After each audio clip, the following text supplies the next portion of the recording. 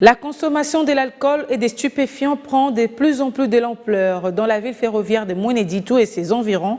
Si pour les consommateurs, cette pratique constitue un remède contre certaines maladies, mais les corps médicaux y voient un empoisonnement à long terme dans lequel s'enfonce la population par ignorance.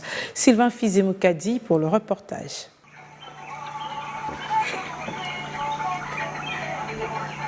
Si les uns appellent Chichampa, les autres par contre appellent 600-100, l'alcool indigène mélangé aux substances dont les racines, les tisanes et poudres est consommé de plus en plus par la population de Mweneditu et les villages environnants. Si pour les consommateurs, on voit dans cette pratique un remède contre certaines maladies dans les corps de l'homme, les corps médicaux voient quant à lui un empoisonnement à long terme et que la population s'enfonce dans cette ignorance. Lors d'un micro-baladère hors caméra, la semaine en cours, quelques consommateurs disent prendre cette boisson mélangée aux tisanes pour renouveler leurs forces sexuelles et prévenir les maladies telles que la malaria, les vers intestinaux et tant d'autres.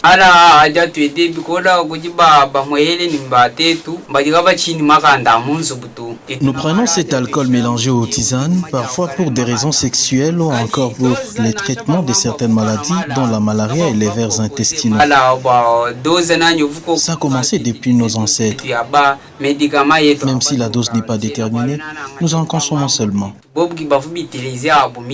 Pour eux, les personnes non mariées ou célibataires ne peuvent pas prendre ces tisanes car ça peut pousser à la débauche ou à la violence sexuelle s'ils ne trouvent pas où expérimenter leur force sexuelle. Cependant, ils disent avoir reçu cette révélation de la part de médecins traditionnels. Pour le moment, aucune étude scientifique probante n'est encore disponible pour déterminer les constituants chimiques de ces tisanes afin de savoir son impact dans l'organisme. Toutefois, Eli Mutombo, médecin traitant à l'hôpital général de référence d'Ichamala, déconseille la consommation de la boisson alcoolisée car cette substance détruit à petit feu le corps humain. Pour rappel, la consommation des aphrodisiaques est déconseillée pour la santé car elle produit des effets néfastes à l'organisme.